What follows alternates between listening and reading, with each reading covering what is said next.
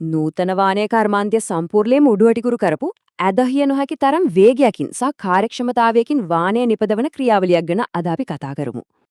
හරි. ඉතින් අපි මේ ගමන යන්නේ කොහොමද? මුලින්ම අපි බලනවා නූතන වාහනේ පූර්ණුව ගැන. ඊට පස්සේ උදුනේ ව්‍යුහය දිහා බලමු. ඊළඟට තියෙනවා පියවර 5 වටෝරුව. ඒ වගේම මේකේ තියෙන ස්වයං උණුසුම් වීමේ රහසත් අපි හෙළිදරව් කරනවා.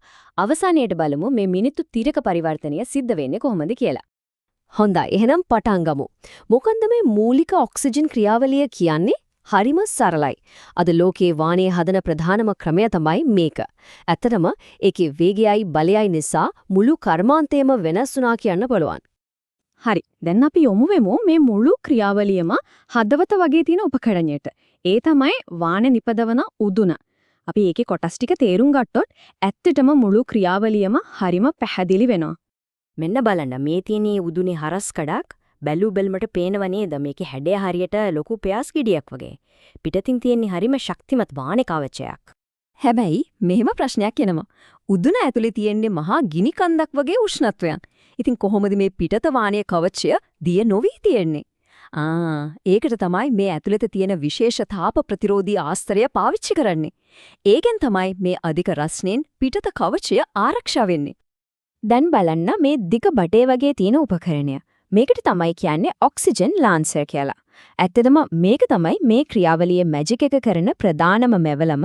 මොකද මේකට අත්‍යවශ්‍යම දේ, ඒ කියන්නේ පිරිසිදු ඔක්සිජන් අධික වේගයෙන් උදුන ඇතුළට පිමින්නේ මේක හරහා. හරි. උදුන ගැන අපිට දැන් හොඳ අදහසක් තියෙනවා. එහෙනම් අපි යමු ඊළඟ කොටසට. මේක හරියට පියවර 5කින් සමන්විත හරිව පිළිවෙලට කරන වට්ටෝරුවක් වගේ දෙයක්. ඉතින් මොනවාද මේ පියවර 5? එකින් එකට යන්න කලින් අපි ඉක්මනට බලමු මේ සම්පූර්ණ ක්‍රියාවලිය කොහොමද වෙන්නේ කියලා. මුලින්ම පරණ වාහනේ කැබලි දානවා. ඊට පස්සේ උණු කරපු අමු යකඩ එකතු කරනවා. ඊළඟට තමයි ඔක්සිජන් පිබෙන්නේ. ඊට පස්සේ උණු කළ වාහනේ වෙන් කරගෙන අන්තිමටම බොර ටික ඉවත් කරනවා. හරිම සරලයි නේද? හරි. පළවෙනි පියවර. උදුන ටිකක් ඇල කරලා ඒකට දානවා පරණ වාහනේ කැබලි. මේකෙන් වැඩ දෙකක් වෙනවා. එකක් තමයි මේ පරණ වාහනේ අමුද්‍රව්‍යයක් විදිහට නැවත පාවිච්චි වෙන එක. අනික ඊළඟට එකතු කරන අධික රස්නය පාලනය කරන්න මේවා සිසිලන කාරකයන් විදිහකට ක්‍රියා කරනවා. දෙවනි පියවර තමයි ප්‍රධානම අමුද්‍රව්‍ය එකතු කරන එක. ඒ කියන්නේ අධික උෂ්ණත්වයකින් දිය කරපු අමු යකඩ. මේ ද්‍රව යකඩ තමයි උදුනට වත් කරන්නේ. මේ වෙලාවේ තමයි උෂ්ණත්වය ඉහළටම යන්න පටන් ගන්නෙ. මෙන්න එනවා තීරණාත්මකම සහ දාර්ශනිකම මොහොත. ඔක්සිජන් ලාන්සය පහත් කරලා ශබ්දාධික වේගයෙන් පිරිසිදු ඔක්සිජන් උදුන ඇතුළට පිඹිනවා. එතකොට මොකද වෙන්නේ? අම්මු යකඩවල තියෙන කාබන් වගේ අනවශ්‍ය දේවල් ඔක්සිජන් එක එකතු වෙලා දහනය වෙනවා. මේක හරිම ප්‍රචණ්ඩ රසායනික ප්‍රතික්‍රියාවක්.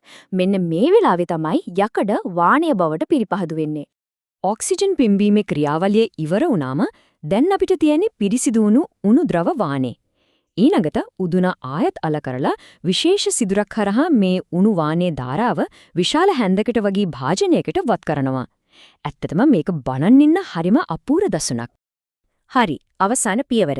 ඒ තමයි පිරිසිදු කිරීම. ප්‍රතික්‍රියාවේදී හැදුණු අබද්‍රව්‍ය අපි ඒවට කියනවා බොර කියලා. ඒවා සැහැල්ලු නිසා උණු වාහනේ උඩ පාවෙනවා. හරියට තේක් එක උඩට එන කහට වගේ. ඊට පස්සේ ඒ බොර තට්ටුව ඉවත් කරනවා. එතකොට අපිට ඉතුරු වෙන්නේ පිරිසිදු උසස් තත්වයේ වාණි විතරයි. හොඳයි. අපි ක්‍රියාවලිය දැක්කා. ඒත් මෙතන තේනවා හරිම පුදුම හිතෙන දෙයක්. අපි පිටතින් කිසිම ගින්දරක් කිසිම තාපයක් දුන්නේ නෑනේ. එහෙනම් කොහොමද මේ උෂ්ණත්වය තවත් වැඩි වෙලා මේ හැමදේම සිද්ධ වෙන්නේ? අපි බලමු මේ රහසය මොකක්ද කියලා. මුලින්ම මේක මතක තියාගන්න ඕන අපි උදුනට දාන උණු අමු යකඩවල ආරම්භක උෂ්ණත්වයම සෙල්සියස් අංශක 1300ක්. ඒ කියන්නේ අපි පටන් ගන්නෙම මහා රස්නයකින්. හැබැයි සැබෑම රහස තියෙන්නේ මෙතන. මේ සිද්ධ වෙන රසායනික ප්‍රතික්‍රියා, ඒ කියන්නේ ඔක්සිජන් කාබන් එක එකතු වෙන එක වගේ දේවල් තාපය පිට කරන. එහෙමත් නැත්නම් තාපදායක ප්‍රතික්‍රියා.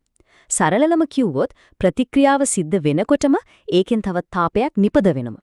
ඒක තමයි මේකේ රහස. ඒ කියන්නේ මේ ක්‍රියාවලිය සම්පූර්ණයෙන්ද ස්වයං පවත්වා ගන්න එකක්.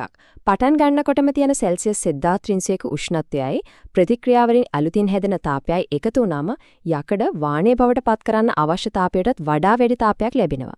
ඒකයි පිටතින් කිසිම තාපයක් අවශ්‍ය වෙන්නේ නැත්තේ. ඒක Tamanගේම තාපය හදා ගන්නවා. මේ හැමදේටම වඩා සමහර විට පුදුමම හිතෙන කාරණේ තමයි මේ සම්පූර්ණ ක්‍රියාවලියට ගත වෙන කාලය. හිතා ගන්නවත් බැරි තරම් වේගවත්. අපි බලමු මේක කොච්චර කාර්යක්ෂමද කියලා. හිතන්න අර අපි කතා කරපු ප්‍රධානම පියවර, ඒ කියන්නේ ඔක්සිජන් පිම්බලා අමු යකඩ වානේ බවට පිරිපහදු කරන එක, ඒකට ගත වෙන්නේ විනාඩි 15ත් 20ත් අතර කාලයක් විතරයි. විනාඩි 15යි. හරි ඒ පිරිපහදු කරන කාලය විතරක් නෙවෙයි. මුලින්ම පරණ වානේ දාන තැන ඉඳලා අන්තිමටම පිරිසිදු වානේ එළියට ගන්න තැන දක්වා මුළු චක්‍රයටම ගත වෙන්නේ විනාඩි 30ත් 35ත් අතර කාලයක් විතරයි. ඒ කියන්නේ එක සැරයක් පටන් අරන් ඉවර කරන්න යන සම්පූර්ණ කාලය. මේක තමයි මේ ක්‍රියාවලියේ ඇදහිය නොහැකි කාර්යක්ෂමතාවය.